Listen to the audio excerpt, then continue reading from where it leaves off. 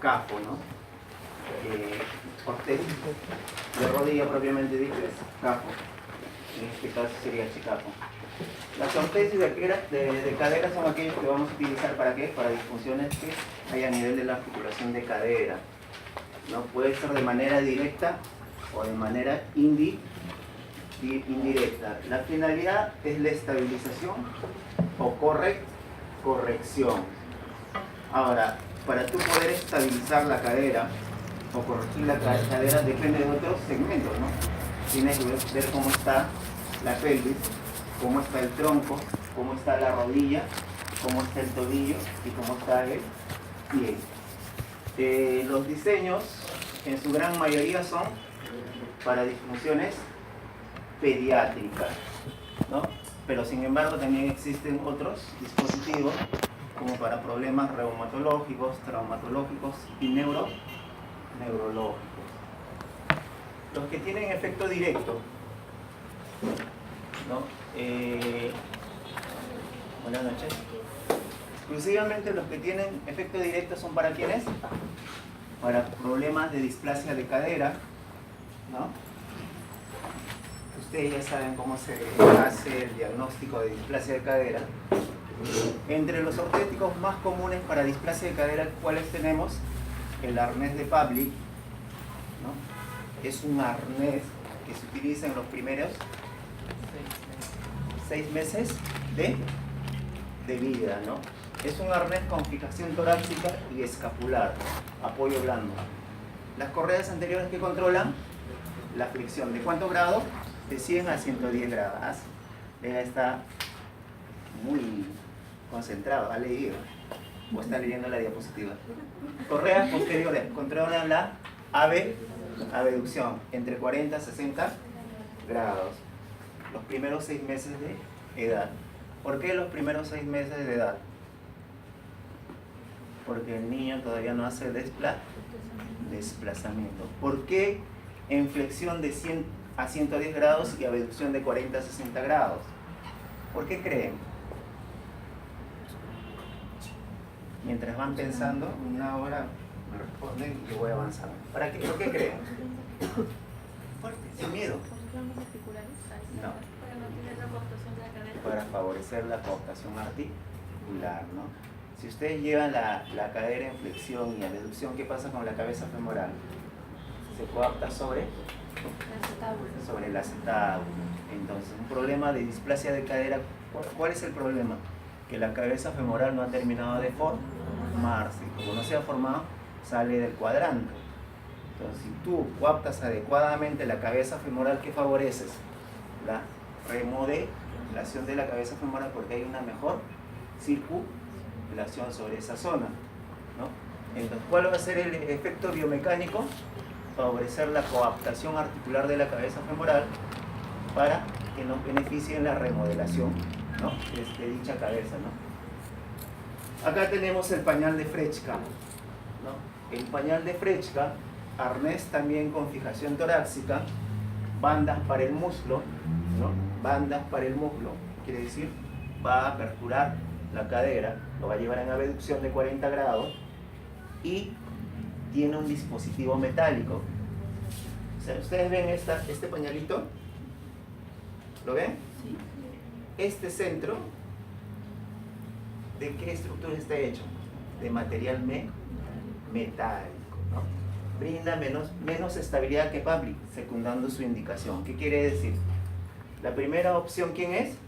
El arnés de Pavlik, ¿no? En segunda opción tenemos el pañal de Frechka. Pero ¿cuál es el problema? Que está hecho de material metálico. ¿Los niños están completamente estáticos? No. Durante los primeros meses, ¿qué movimientos se ven? Flexo, extensión. Imagínense la cantidad de cizallamiento que haría a nivel, ¿no? del borde interno y causaría heridas. Ahora, ¿ustedes creen que estos dispositivos cumplen en un 100% su función y favorecen adecuadamente la remodelación articular? No necesariamente. Tenemos que tener mucho cuidado con el control de flexión y abducción. ¿Por qué? ¿Qué nos puede causar una mala praxis con estos dispositivos? a larga data, sigan pensando. Acá tenemos la férula de von Rosen. Es similar que el arnés de Pavlik, pero ¿cuál es la diferencia? Está hecho de material de termoplástico. Es como una H. Dos barras, ¿no?, posteriores que salen a nivel del hombro y otro a nivel inguinal y uno por encima de las crestas ilíacas, ¿no? Es una sola estructura. Y también, ¿cuántos grados de abducción? Entre 40 y 60 grados de abducción. Flexión, 90 grados. ¿No? Igual, durante los primeros 6 meses de edad. Pero ¿cuál es el problema de este dispositivo? Mire, yo tengo material termoplástico que sale de hombro. Es una sola estructura y luego sale a nivel inguinal. ¿Qué va a suceder? Cuando el niño estire los miembros inferiores, ¿qué va a pasar con el hombro? El hombro va a descender y va a causar problemas de deformidad a nivel de la cintura escapular, ¿no? ¿Y qué más? Problemas de cizallamiento a nivel inguinal. Todos estos, si no son controlados adecuadamente, a larga data pueden causar una necrosis avascular de la cabeza femoral. Y estos niños ya no cursarían con una displasia de cadera, sino con ¿qué? Con la enfermedad de Perthes. Una displasia de cadera maltratada, no estoy hablando de las displasias de primer grado, sino de más severos, maltratada, y llega a la enfermedad de Perthes. Acá tenemos la férula de Jordan. Está hecho de material de duro aluminio. ¿Para qué personas mayores de 6 meses de edad? Porque con este dispositivo los niños ya pueden hacer desplazamiento, se pueden ya tienen una mira telescópica. Igual, se dan cuenta que hay una abducción aproximadamente entre 40 y 60 grados, con una flexión de cadera de 90 grados. Acá tenemos una férula plástica de abducción, o sea, está hecho de material termoplástico. Con este dispositivo, el niño, ¿qué puede realizar? Puede sentarse, puede ponerse en 4 puntos y puede hacer desplazamiento. Pero los desplazamientos no son el gateo normal, ¿no?, sino con ya mecanismos compensatorios. ¿Con qué gatearía? Con cuadrado lumbar. Por eso el uso de estos dispositivos tiene que ir de la mano con el tratamiento fisioterapéutico. ¿Qué pasa si yo tengo al niño todo el día con este dispositivo? ¿Qué causaría? Adaptación, acortamiento. ¿No es que la cadera está en flexión y abducción?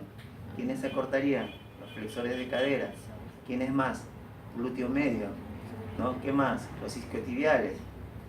Entonces imagínense a sus hijos tenerlos 5 días con ese dispositivo sin tratamiento fisioterapéutico. Cuando su hijo llegue a la posición bípeda, ¿cómo se va a parar? En genuflexo, ¿no? ¿Y cómo haría la marcha? La marcha agazapada. Por eso es importante el tratamiento, ¿no?, fisioterapéutico. Este es el mecanismo de corrección. Este es el principio de 3 puntos. Se cumple por posicionamiento de las estructuras adyacentes. ¿Qué quiere decir? ¿No? Las valvas que van a nivel de, ¿no?, la zona inguinal emiten 2 fuerzas en dirección craneal, y el tronco emite una fuerza en dirección caudal. ¿Cuáles son las fuerzas estabilizadoras? Las inferiores. ¿Cuál sería la fuerza correctora? La que viene de tronco. Eso permite el posicionamiento de la cabeza femoral en una adecuada remodelación. Si yo les digo, ¿cuál es el principio biomecánico de las ortesis para displasia de cadera? Hacen este gráfico y ya resuelven el problema. Y me dicen, posicionamiento de la cabeza femoral sobre el acetábulo, que me va a favorecer la remodelación de la cabeza femoral. ¿Fácil? No es nada sencillo, ¿no? el diagnóstico de la displasia de cadera generalmente no lo hace a veces el pediatra, ¿no? Al pediatra se le pasa, o al neonatólogo. ¿Quién se da cuenta que hay un problema a nivel de la cadera de sus hijos? Las mamás. ¿Por qué? Porque ¿qué maniobra se hace para determinar la displasia de cadera? Ortolani. ¿Qué más? Barro, ¿no? Pasada el año, ¿el Ortolani funcionará? No funciona, ¿no? Entonces, ¿qué es lo que a nosotros nos ayuda a diagnosticar? La parte motora, ¿no? Claro. Si llega a la etapa de gateo, ¿cómo gatea el niño? ¿Hará un gateo contralateral? No. Hace un gateo homolateral. A veces se comienza a desplazar como un dipléjico. ¿Qué hace? Arrastra los miembros inferiores. Cuando camina, ¿qué hace? Hay una claudicación. A mí me trajeron una niñita de 1 año y 6 meses. Había pasado por el pediatra, había pasado por el fisioterapeuta y me lo trajeron a mí. Yo la miré y le dije que se vaya a su casa. ¿Por qué? Porque no es fácil evaluar a una niña o a un niño. A veces el primer día más es establecer una empatía. Porque si tú fuerzas una evaluación y le vas a hacer un tratamiento fisioterapéutico, la empatía se pierde. Entonces, su mamá la agarraba, la forzaba, lo ponía en la cama. Sí, ya pasó por todos lados. Licenciado flojo, ¿no? Lo sentaron y yo dije, no tiene nada. O sea, cuando caminaba no claudicaba. Y al final le pedí que corra. Y cuando corría así es. O sea, eso es extraño. Que el niño corre de esa manera. Ahí sí forzamos un poco la evaluación. Entonces, cuando hacemos la evaluación encontramos las asimetrías de los pliegues inguinales y una discrepancia entre el miembro inferior aproximadamente de 2 centímetros. ¿No? Ya tenía 1 año y medio casi. Entonces, para mí era una displasia de cadera, ¿no? Y era una displasia de cadera bilateral. Porque cuando yo forzaba la articulación, la cabeza femoral salía del acetábulo. Pero el diagnóstico queda ahí, no, una placa radiográfica para ver, ¿no?, los cuadrantes. ¿Y quién se encarga de eso? El traumatólogo. Lo llevaron al traumatólogo y tenía una displasia de cadera bilateral. Y le dieron la férula de von Rosen. No, el arnés de Pavlik no le dieron porque tenía una férula de von Rosen. Pero fíjense, ¿no? Pasó por diferentes profesionales que no pudieron detectar. ¿Quién prácticamente observaba que su hijo o su hija tenía un problema motor? La mamá. Y eso es importante, porque los papás pasan casi el mayor tiempo con sus hijos y ellos son los que observan algunas deficiencias motoras, ¿no? Los que están, ¿no? Los papás con los hijos. Entonces, nosotros como fisioterapeutas tenemos que tener la capacidad de poder determinar si hay alguna alteración motora en el niño. Imagínate que te lleven a ti al paciente, tú le has hecho el tratamiento fisioterapéutico y viene otro licenciado y diagnostica una displasia de cadera. ¿Cómo quedaste? Entonces usted dirá, licenciada, no, sí, nos puede pasar a cualquiera. Yo, por ejemplo, mi hija nace, yo lo reviso toda la cabeza. Palpación y observación, y mi esposa me dice que yo estoy loco. Pero esa es la característica de nosotros. Y siempre encuentro algo en mis hijos. Cuando mi hija, la cuarta, nació, me la entregaron, yo agarré eso. Y le encontré un ganglio inflamado en la cabeza. Y mi esposa me dice, mejor ya no toques a nuestros hijos. Encontré un ganglio, preguntamos y nos dijeron, ¿no?, que eso es porque el bebé intrauterinamente había sido infectado. O sea, la mamá sufre un problema viral y la niña recibe ese problema viral. Pero como ya estaba desarrollada, activó sus defensas. El ganglio inflamado es una defensa. Imagínense el primer trimestre. Hubiera nacido algún problema, ¿no?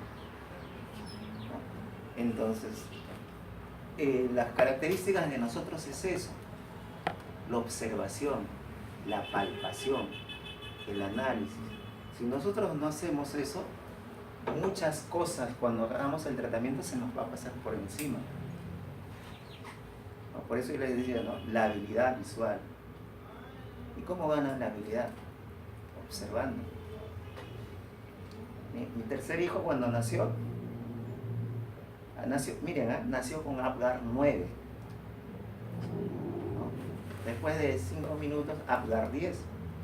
A mi esposa le entregaron al bebé y mi esposa le estaba dando de lactar. Decía, yo soy negrito, pero ¿por qué es tan negrito? Y mi esposa me dijo, es que recién ha nacido. Y yo empecé a observar su respiración y estaba haciendo un distrés respiratorio. Y bajó la enfermera y le dijo, señorita, está haciendo un distrés respiratorio. Y me miraron. No, está bien. A los 5 minutos bajó el pediatra y lo llevan a unidad de cuidados intensivos. Imagínense si yo no hubiera observado, hubiera hecho una hipoxia cerebral. Entonces nosotros tenemos que estar observando. Y esa es la característica del fisioterapeuta. El fisioterapeuta que no evalúa, no observa, no es fisioterapeuta. Entonces mi esposa ya no me quiere tener en la casa. Me bota. Mi segundo hijo. Miren, ¿eh?, ustedes me dirán que estoy loco. Mi segundo hijo, 3 años de edad. Y un día yo le estaba bañando y estaba jugando. Y encuentro un bulto a nivel de la garganta. Imagínense encontrar un bulto así inflamado acá. Lo primero que puede pensar es tumor. ¿Y no te duele? Le digo, sí me duele. ¿Y por qué no hablas, Pancho? Ah, no, porque no me duele mucho. Inflamado. Yo le digo a mi esposa, ¿tú no lo ves esto? Porque ella es la que la baña.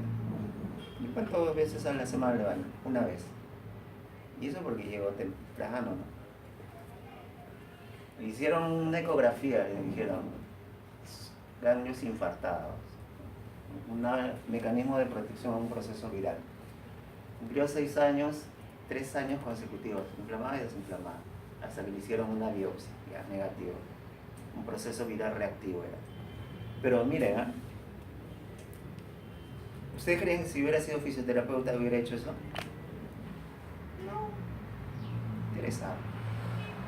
Yo hago eso porque yo trabajo con pacientes neurológicos. Si yo le pongo, mi cerebro se adelanta. Ustedes saben que hay grados, ¿no?, de enfermedad de Perthes. La enfermedad de Perthes es una necrosis avascular de la cabeza femoral. Ustedes pueden entender que la cabeza femoral se ha desgastado completamente. En algunos casos no hay cabeza femoral y no hay cuello anatómico. En otros casos no hay acetábulo, no hay cabeza femoral y no hay cuello anatómico, ¿no? Y esto es porque la cabeza del fémur no recibe oxigenación constante y por lo tanto se necrosa. Y cuando se necrosa y produce cizallamiento, es como el acerrín se va desgastando y se va haciendo trizas la cabeza del fémur, ¿no? Una causa, ¿qué podría ser? Una displasia de cadera, ¿no? Principios de corrección. La primera, ¿cuál era su principio? Posicionamiento de la cabeza del fémur en displasia. En este caso, ¿cuál es su principio? La descarga. Quiere decir que yo tengo la cabeza femoral y veo que la cabeza femoral está tendiendo a la necrosis porque se está impactando. ¿Yo qué necesito hacer? Traccionar y liberar un poco la carga de peso sobre ese segmento afectado. ¿Ven este dispositivo? Hay diferentes dispositivos dependiendo del grado de afección de la cabeza del fémur. Cuando el grado de afección ya es severo, este es como un soporte largo, ¿no?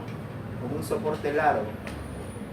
Le llaman la férula de Thomas, ¿no? La férula de Thomas. Acá tienes diferentes dispositivos. Esto cuando tienes que disminuir la sobrecarga a nivel de la cabeza femoral en menor grado. Esto es cuando quieres disminuir la cabeza del fémur casi en su totalidad. Miren las características. Por ejemplo, este es un soporte largo, ¿no? Soporte largo. ¿Qué es lo que tiene en referencia a los soportes largos para las lesiones medulares? Un apoyo isquiático, ¿no? Aparte, ¿qué tiene? Con un mecanismo de tracción, ¿no? Como un mecanismo de tracción. ¿Qué quiere decir? Cuando el paciente haga la transferencia de peso sobre este dispositivo, ¿dónde va a recibir apoyo? A este nivel. El otro miembro inferior tiene que ir con un alza el calzado. ¿Por qué? Por las características de esto. Si se dan cuenta, el pie del lado afectado está en el aire, ¿sí? No apoya con el piso. Entonces, esto también va con un calzado ortopédico. ¿Qué va a pasar? Cuando el paciente haga el apoyo en el pie, esto se va a hundir. Es como un mecanismo de tracción. ¿Me entienden o no? Se hunde. Al hundirse, ¿qué sucede? El miembro inferior baja. Al bajar, como acá tiene un apoyo isquiático, ¿qué va a suceder? Tracciona la cabeza femoral. Y esto amortigua la fuerza de reacción del piso. Utiliza un mecanismo de descarga. ¿Se dan cuenta? Este es diferente, ¿no? Este es como la férula de Thatcher, ¿no? Otro dispositivo. ¿Soporte largo? Sí. Si este es el centro, ¿a qué lo ha llevado? A la abducción. ¿Cuántos grados de abducción? 45 grados. ¿Qué más? Si se dan cuenta, la cadera está en rotación interna. ¿Cuántos grados de rotación interna? 15 grados. Está así, 15 grados, ¿no? El antepié pronado. Igual, tiene un dispositivo que va a hacer la tracción, pero aparte, por debajo de la articulación de la rodilla, en la barra medial, hay un dispositivo que baja verticalmente. Y este dispositivo se une con una barra horizontal, ¿no? A la parte inferior del calzado. ¿Qué quiere decir? Que cuando el paciente pise, ¿dónde va a ser la mayor carga de peso? A este nivel. ¿Y dónde? A nivel de la articulación de rodilla, por debajo de la articulación de rodilla. Y acá se produce un mecanismo de tracción. ¿Dónde es la carga de peso? Aquí. Y acá hay una fuerza de reacción. ¿La fuerza de reacción dónde cae? ¿Sobre la articulación de cadera o sobre rodilla? Rodilla. Y quiere decir que la carga de peso ya no es directa. ¿Por qué lo lleva a la abducción? Porque aparte de favorecer la tracción, ¿qué necesita hacer? Mejorar la coaptación articular. Si no mejora la coaptación articular, no va a favorecer la remodelación de la cabeza femoral, ¿no? Y ustedes me dirán, ¿y por qué no en rotación externa? Porque si yo hago la rotación externa con brazo de palanca largo, ¿qué va a pasar? Voy a causar mayor cizallamiento. Y según las normas, ¿cuánto tiene de torsión anterior de la cabeza femoral? 15 grados. Y esos 15 grados que nos permiten la rotación interna del fémur, ¿sí o no? De la cadera. ¿Claro hasta ahí? ¿Difícil? Más o menos.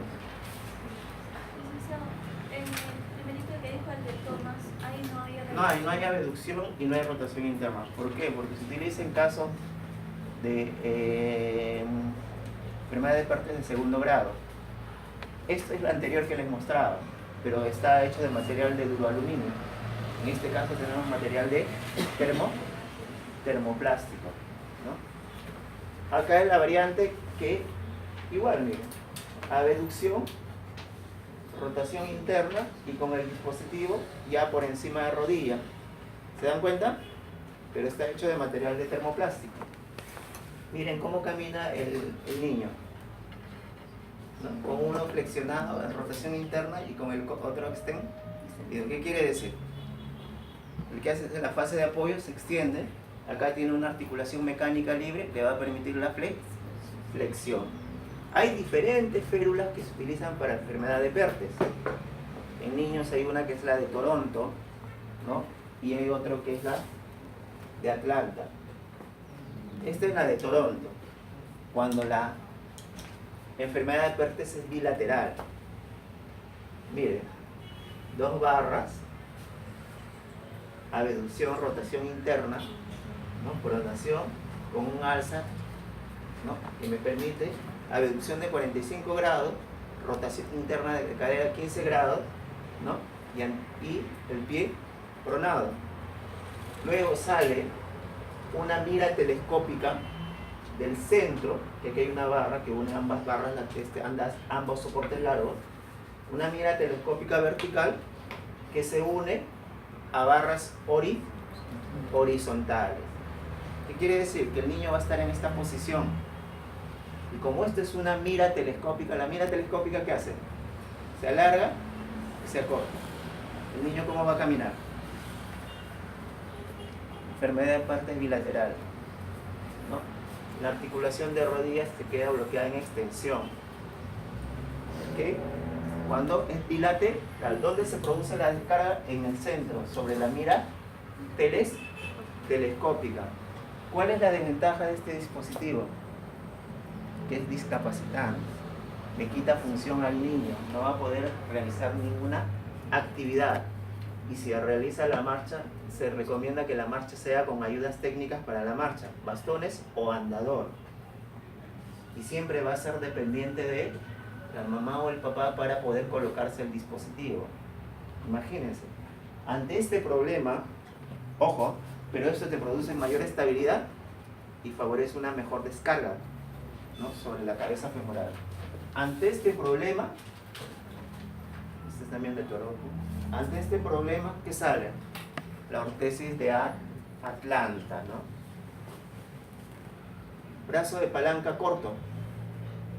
Tiene una banda pélvica, barras laterales y una mira telescópica horizontal con semiaros que van fijos a ambos músculos. ¿Dónde se produce la descarga de peso? En la mira telescópica horizontal. El paciente que va a poder realizar todas las actividades, se va a poder caminar sin ninguna ayuda técnica para la marcha, va a poder manejar bicicleta, va a ser mucho más independiente, ¿no? ¿Cuál es la diferencia con el ortesis de Atlanta modificado? Igual, tiene la banda, tiene la barra, pero ya no tiene la mira telescópica. ¿Qué se colocan?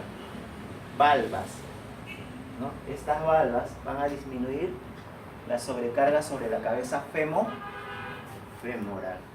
¿no? Terrible, ¿no? Los ortéticos.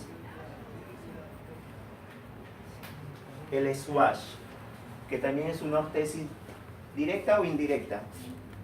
Directa. Estos swash no se utilizan para la enfermedad de Pertes. ¿En quiénes se utilizan? En los niños con parálisis cerebral, ¿no?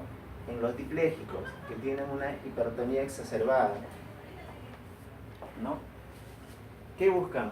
La estabilidad de la pelvis y el control de la articulación de cadera, ¿no? ¿Por qué? ¿Cómo caminan los diplégicos? Como si quisieran ir al baño cuando ustedes me piden permiso.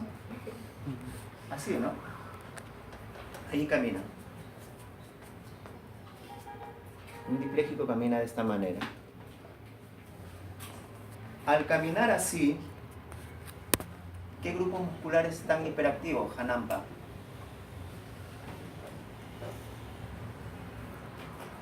¿Ya despertó?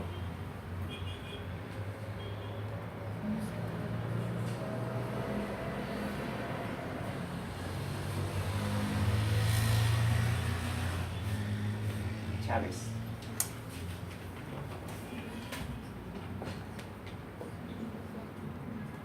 Me leo los labios, ¿ah?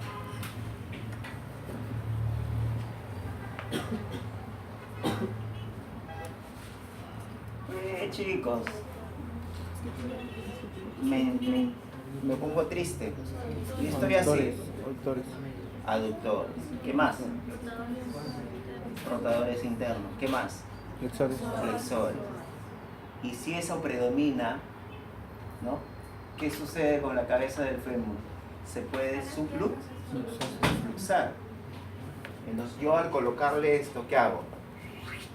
Abro, estabilizo la cadera porque no hay una activación adecuada del glúteo medio, ¿no? Y favorezco la rotación externa y la abducción. ¿Qué voy a evitar?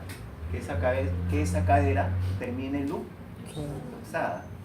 El dipléjico por naturaleza, si tiene esta posición, cuando se sienta, ¿cómo se sienta? En posición de sastre, ¿no? Sobre los talones y con los pies abiertos, ¿no? Se sienta, se pone de rodillas, ¿no? Luego baja se sienta sobre los talones y termina así. Y ahí está luxando más la articulación de cadera. Utiliza la prosthesis Swash, ¿no?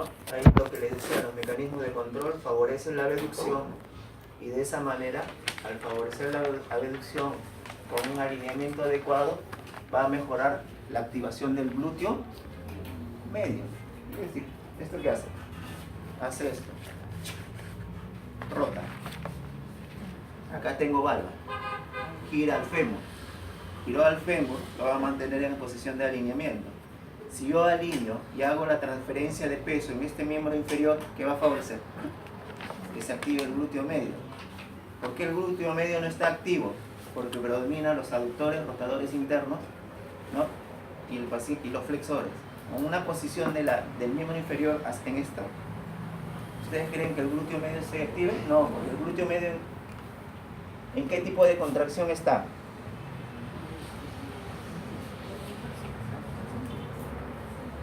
Estrada, con fuerza, excéntrico, está en estiramiento. Y si está estirado en exceso y continuamente, los receptores, que son los usos neuromusculares, se adaptan y ya no emiten una respuesta. ¿Ok? Ortesis estabilizadoras de cadera para pacientes pre y postquirúrgicos, ¿no? ¿Con qué finalidad? Con la finalidad de estabilizar la articulación de cadera. ¿Ustedes creen que funcione? Chávez, ¿qué dice?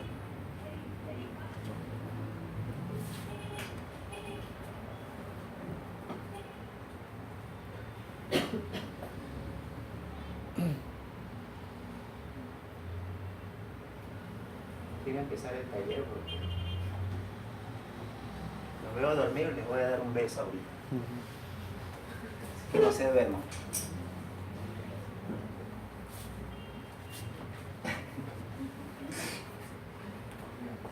¿Qué dice Chávez?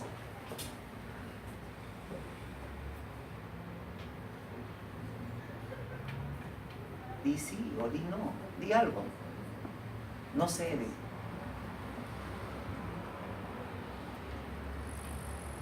Godoy. Godoy ha venido despierta. ¿Qué dice Godoy?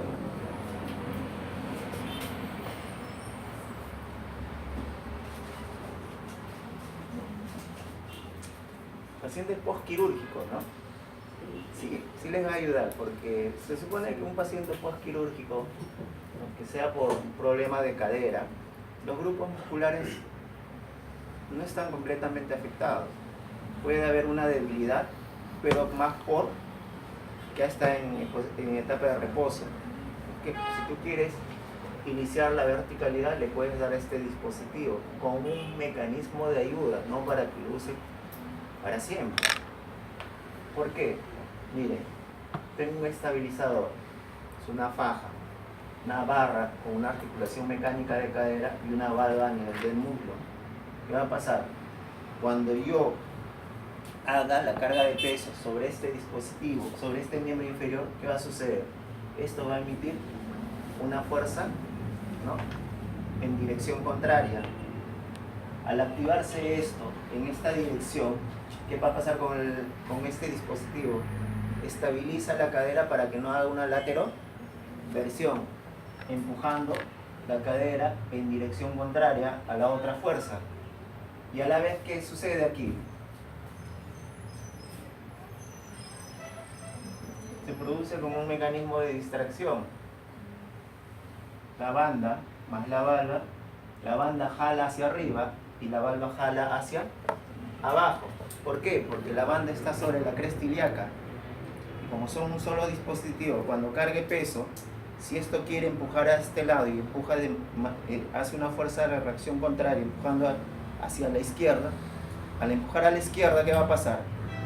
Esto va a querer descender, ¿está bien? Pero esta, como tiene un corcelete, empuja y estabiliza la pelvis. ¿Y qué va a pasar? Esto va a querer bajar.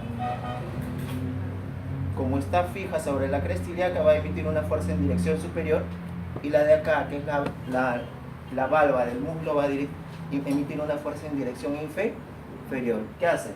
Sirve como estabilizador y sirve como distracción. Pero a la vez, como está estabilizando el tronco que emite una fuerza en dirección caudal, favoreciendo una mejor coaptación. ¿Hasta ahí claro? Más o menos. Pero si esto yo le quiero dar a un paciente medular que realiza marcha, pero es una paraplegia flácida, y yo veo que cuando hace el apoyo monopodal, la cabeza del fémur sale del acetábulo, hace esto, y se subluxa. Y yo le quiero dar esto, pero esto le quiero dar que tenga una característica bilateral, una estructura bilateral. ¿Me funcionará?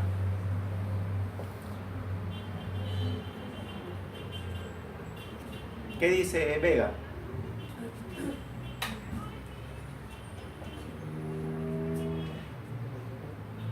¿Qué dice? Zabaleta, ¿no? Zapato. Me acordé la serie. ¿Sí? Podría ser, ¿no? Eso yo pensé cuando antes de probar el dispositivo. Claro, un medular, si es un medular y se está produciendo una subluxación, no es porque haya un problema en la estructura ósea, sino que hay un problema a nivel muscular. En este caso estaríamos hablando del glúteo medio y a la vez la paraplegia flácida, ¿no? Nosotros en una oportunidad pensamos y dijimos, ¿no?, uy, este paciente tiene este problema, le damos este dispositivo. Y de esa manera, como es bilateral, me va a favorecer la estabilización. Y le probamos. Y no funcionó. La cabeza del fémur salía del acetábulo. ¿Por qué? Al haber una debilidad muscular, estamos hablando de un adulto, el brazo de palanque es muy largo, ¿no? El miembro inferior largo. El paciente tenía 1,80 m. El brazo de palanque era largo, pesaba 90 kilos. Entonces, ¿qué pasaba? Prácticamente el dispositivo no le ayudaba a controlar, ¿no? ¿Por qué? Llega hasta aquí, sí, pero aquí llega hasta acá, ¿no?, hasta las crestas ilíacas. Entonces, acá se supone que tendría que estabilizar y evitar la caída de la hemipelvis contralateral, que está en la fase de balanceo. ¿Qué sucedía? Se iba el tronco, ¿no? Y cuando nosotros palpábamos, la cabeza femoral salía del acetábulo por el brazo de palanca. Y decidimos no usarlo, porque no le ayudaba. Adulto, brazo de palanca más largo, debilidad muscular. En cambio en este, o sea, no hay una alteración en la inervación de los grupos musculares. El problema es estructura, y la estructura ha sido reemplazada con una artrosis, con una prótesis, ¿no? Y el grupo muscular está débil por estar en reposo. El tronco no tiene ningún problema. de la rodilla para abajo no hay ningún problema de grupos musculares, pero en un medular hay problema de trabajo muscular, hay problema a nivel de tono muscular, hay flacidez, ¿no? Y hay un problema sensorial. No es de gran ayuda en pacientes con lesión medular. Ahí tendrías que pensar en un brazo de palanca largo. Pero ¿qué pasa? Un brazo de palanca largo le quita función a los grupos musculares y tiende más a la atrofia. ¿Me entienden? Entonces, esos factores nosotros tenemos que valorar. En un niño, sí, me funciona. Cañón, ¿no? Me ayuda un montón. Pero ojo, yo no puedo usar el dispositivo por un tiempo prolongado y prescindir de los ejercicios.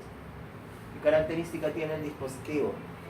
Va a tender a la atrofia muscular, ¿no? Ustedes que usan fajas a veces, tengan mucho cuidado, ¿no? Las personas que, no sé si alguno de ustedes hace, le digo que usan fajas porque algunos de ustedes creo que son técnicos de enfermería, no sé si lo tienen, directos. Ya, vamos a formar grupos para que no se duerman, vamos a desarrollar patologías, ustedes lo desarrollan y yo les voy explicando acá. Hoy día no voy a preguntar mucho, chicos, así que no se preocupen, hoy día he venido con ganas de explicarles. Se ríen, me miran y se ríen.